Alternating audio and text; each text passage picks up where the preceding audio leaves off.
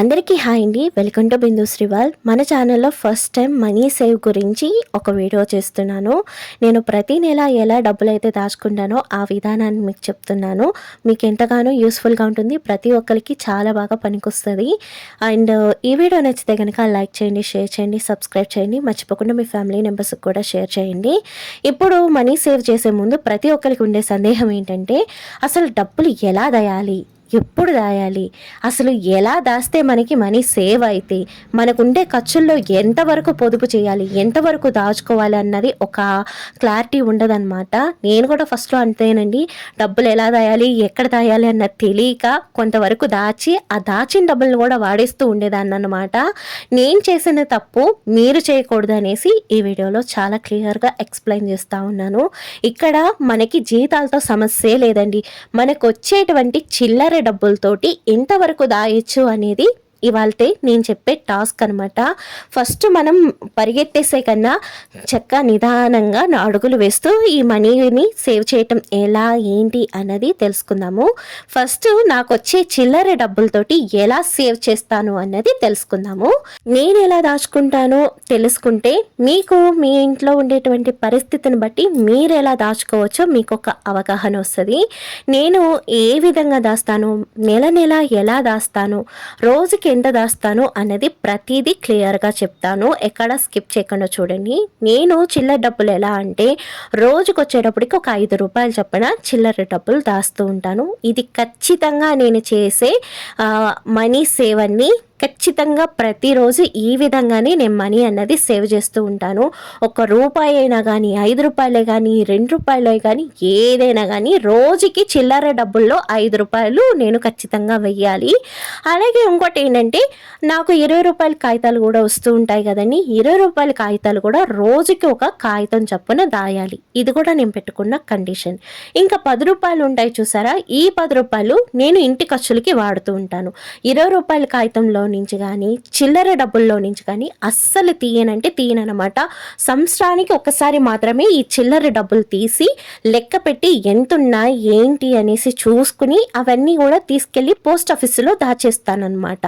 ఇది ప్రతి నెల నేను చేసే ఆదా అనమాట.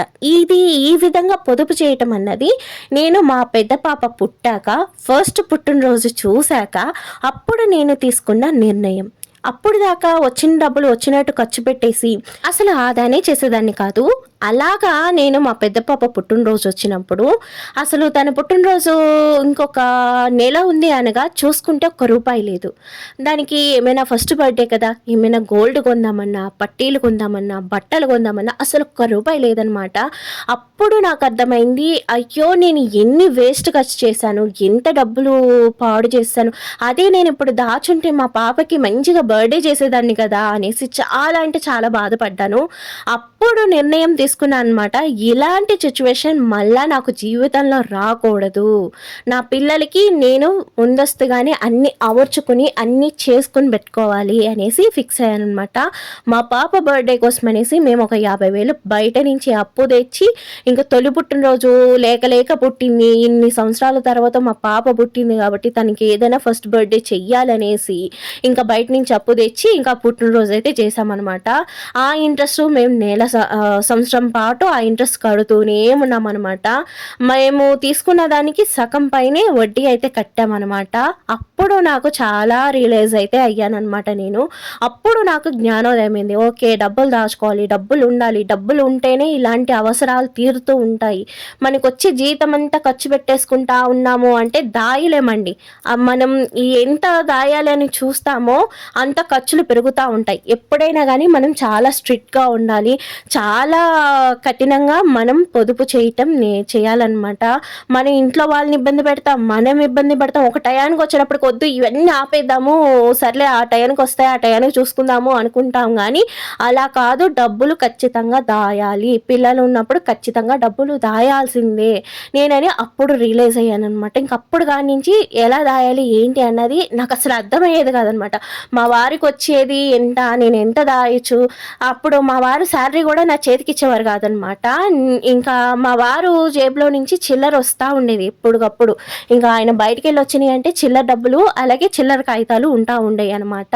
ఇంకా అలాగా మా వారి దగ్గర నుంచి వచ్చే చిల్లర డబ్బులన్నీ గూడా నేను ఇలాగ డిబ్బీ తెప్పించుకొని, మట్టిది డిబ్బీ తెప్పించుకొని అందులో వేస్తా ఉండేదాన్ని. ఒక రోజుకి రూ. 5 చిల్లర, ఒక రూ. 20 కాగితం, ఒక రూ. 10 కాగితం, ఉంటే ఒక రూ. 50 కాగితం అలా వేస్తా ఉండేదాన్ననమాట. అలాగా ఖచ్చితంగా ఏదేమైనా ఈ రూ. 35 నేను రోజుకి సేవ్ చేయాలి అనైతే కండిషన్ పెట్టుకున్నాను. ఫస్ట్‌లో అవ్వేది కాదండి. ఇంకా అవ్వకపోయినా సరే ఎంతుంటదో అంతవరకు వేసేసేదాన్ననమాట. కానీ ఇప్పుడు వచ్చేటప్పటికి రోజుకి రూ. 30 అనేటప్పటికి నేనొక్కదాన్నే కాదు, ఇప్పుడు మా వారు కూడా చేస్తున్నారనమాట. నాకు హెల్ప్ చేస్తా ఉన్నారు.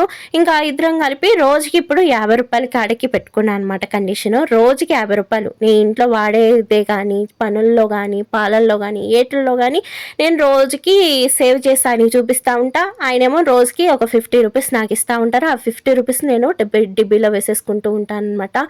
ఇంకా ఇప్పుడు ఈ విధంగా దాచినంత నెలకు ఒకేసారి కౌంట్ చేసుకుని, ఒకసారి బ్యాంక్‌కి తీసుకెళ్ళి మార్చేసుకుని, అక్కడ నేను పోస్ట్ ఆఫీస్‌లో అకౌంట్ తీసుకున్నాననమాట.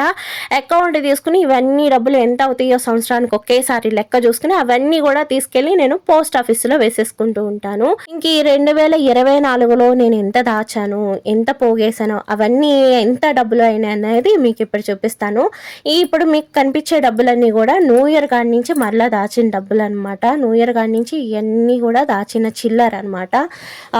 ఈ విధంగా నేను దాస్తూ ఉంటాను. ఈ విధంగా మీరు ట్రై చేయండి. పెద్ద కష్టము కాదు, పెద్ద ఇది కాదు, మనం చేయలేకపోయింది కాదు. ఇప్పుడు నేను పోస్ట్ ఆఫీస్‌లో అకౌంట్ తీసుకుని పోస్ట్ ఆఫీస్‌లో ఈ సంవత్సరం, పోయిన సంవత్సరం ఎంత దాచాను, ఎంత డబ్బులు అయినాయి అన్నది మీకు ఇప్పుడు చూపిస్తాను. అసలు మీరు గెస్ కూడా చేయలేరు, ఇంత డబ్బులు దాచారా చిల్లర డబ్బులతోనే అని మీకే సందేహం వస్తుందన్నమాట.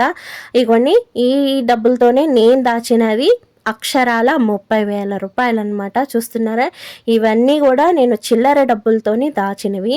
ఇవన్నీ దాయటం చూసిన మా వారు ఏం చేశారంటే, నాకు ఆయన జీతంలో నుంచి ప్రతి నెల 2,000 రూపాయలు ఇస్తారండి. ఆ 2,000 రూపాయలు కూడా నేను ఆర్డీ ఓపెన్ చేసుకుని పోస్ట్ ఆఫీసులో కట్టుకుంటూ ఉంటాను. మనకి నార్మల్ బ్యాంకుల కంటే కూడా పోస్ట్ ఆఫీసులో సేవ్ చేసుకుంటాం అనేది చాలా మంచిది. అది ఏంటంటే సెంట్రల్ గవర్నమెంట్ కాబట్టి మనకి చాలా నమ్మకంగా ఉంటుంది అండి. నేను అందుకనే సెంట్రల్ గవర్నమెంట్ అయినా పోస్ట్ ఆఫీస్‌లోనే కడుతూ ఉంటాను.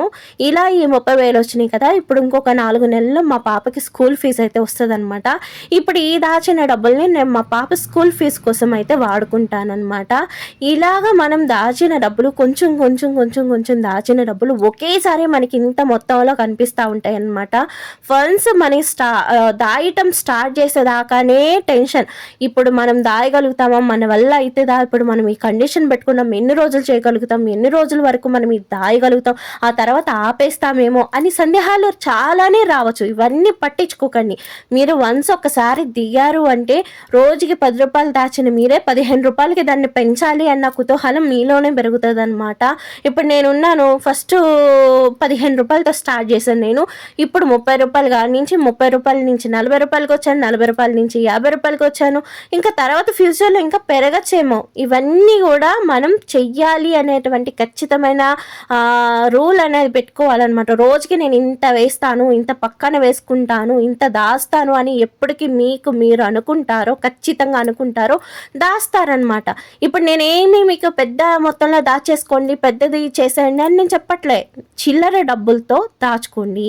అవన్నీ ఒక డిబ్బీలో వేసుకోండి. అవి తీసి వాడకూడదు అని పెట్టుకోండి. ఇప్పుడు లేదు మేము తీసి వాడేస్తాము అనేసి అనుకుంటే కనుక ఒక డిబ్బీ తెచ్చుకుని ఆ డిబ్బీకి పసుపు కుంకాలు పెట్టేసుకుని దేవుడి గూట్లో పెట్టేసుకొని మీకు భయంతో పాటు బాధ్యత కూడా కలుగుతుంది అనమాట. ఇప్పుడు కూడా మనకిచ్చిన బాధ్యతని సక్రమంగా నెరవేర్చాలి అంటే ఖచ్చితంగా మనకి భయం ఉండాలన్నమాట.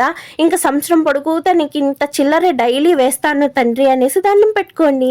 ఆ చిల్లర వేస్తూ ఉండండి. ఆ చిల్లర అంతా దాచాక ఒకటి నేను నా పిల్లకి ఏదైనా కొంటాను అనే ఒక కండిషన్ పెట్టుకోండి. ఇప్పుడు నేనున్నాను, మా పాపకి ఈ సంవత్సరం పొడుగుతా దాచిన డబ్బులతోటి స్కూల్ ఫీజు కడుతున్నాను. అలాగే మీరు ఇంట్లో దాచిన డబ్బులతోటి స్కూల్ ఫీజు కడతామా, లేదంటే వాళ్ళకి ఏదైనా గోల్డ్ కొంటామా, లేదంటే వాళ్ళకి కావాల్సిన ఏదైనా వస్తువు కొంటామా, ఏదో ఒకటి ఒక దాయటం మీరు స్టార్ట్ చేస్తే ఆ తర్వాత దేనికి వాడాలి, ఎందుకు వాడాలి అనేది మీకు ఒక క్లారిటీ వస్తుందనమాట. ఎప్పుడు కూడా దాయటం అలవాటు చేసుకోండి. మేము ఇప్పుడు దాయలేము, మాకు వచ్చే ఖర్చులు ఎక్కువ, మాకు వచ్చే ఆదాయం తక్కువ అనుకుంటూ ఉన్నారు అంటే మనం ఎప్పటికీ దాయలేం. మనకి ఎంత వస్తుందో అంత ఖర్చు పెట్టేయకుండా మాకు వచ్చేది తక్కువ అని ఎప్పుడైతే మీరు ఆలోచిస్తారో అప్పుడు మనం దాయగలుగుతాం. ఇప్పుడు మా వారికి ఫర్ సపోజ్ ఒక 25,000 వస్తుంది, ఒక 2,000 నాకు ఆర్డీకే కట్టడానికి ఇచ్చేస్తారు, మిగిలింది 33,000 రూపాయలు. ఈ 33,000లోనే నేను పాల ఖర్చులు, కరెంట్ బిల్ ఖర్చులు, ఇంటి ఖర్చులు, ఇంటి మెయింటెనెన్స్, పిల్లలకు కావాల్సినవి అన్నీ కూడా 20,000లోనే చూసుకుంటూ ఇంకా నేను మనీ సేవ్ చేయగలుగుతున్నాను. ఎందుకంటే మనది ఓన్ హౌస్ కాబట్టి. అదే అద్దున్న వాళ్ళకి అతి కావాల్సిన ఖర్చులు ఉంటాయి. అలాగే మనీ సేవ్ కూడా నేను రేషన్లోనూ చేస్తూ ఉంటాను, కూరగాయల్లో చేస్తూ ఉంటాను, ఆఖరికి పాలల్లో కూడా నేను మనీ సేవ్ చేసుకుంటూ ఉంటాను. అది ఎలా ఏంటి అన్నది ఫర్దర్ వీడియోస్లో తెలుసుకుందాము. అన్నీ ఒకేసారి చెప్తే మీరు కన్ఫ్యూజ్ అవుతారు, చెప్పడానికి నేను కన్ఫ్యూజ్ అవుతాను, కాబట్టి అవి ఫర్దర్గా వచ్చే వీడియోస్లో తెలుసుకుందాము. ఇప్పటికి వచ్చేటప్పటికి నేను ఇంట్లో చిల్లర డబ్బులతోటి ఎలా దాస్తాను అన్నది చూపించాను కాబట్టి ఫర్దర్గా వచ్చే వీడియోస్లో ఇంకా మరిన్ని టిప్స్ తెలుసుకుందాము. ఇవన్నీ కూడా ఇప్పటి నుంచి ఈ వీడియో చూసిన నిమిషంగా నుంచి మీరు ఒక్కటి డిసైడ్ అవ్వండి. ఒక మంచి బాక్స్ చూసుకుని ఆ బాక్స్లో ఇప్పుడు వీడియో చూసిన వెంటనే వెళ్ళి ఒక 5 రూపాయల కాయిన్ వేస్తారంటే నేను చాలా హ్యాపీగా ఫీల్ అవుతా. మీరు ఈ వీడియో చూసిన కాడి నుంచి మనీ సేవ్ చేయాలి అని మనస్ఫూర్తిగా కోరుకుంటున్నాను. మీరు మంచిగా మనీ సేవ్ చేయాలి, మంచి హ్యాపీగా ఉండాలి అని మనస్ఫూర్తిగా కోరుకుంటూ ఇక్కడితో ఈ వీడియో ఇంతే ఫ్రెండ్స్. ఈ వీడియో నచ్చితే కనుక లైక్ చేయండి, షేర్ చేయండి, సబ్స్క్రైబ్ చేయండి మర్చిపోకుండా. ఈ వీడియోని స్కిప్ చేయకుండా చివరిదాకా చూసినందుకు థ్యాంక్స్ ఫర్ వాచింగ్.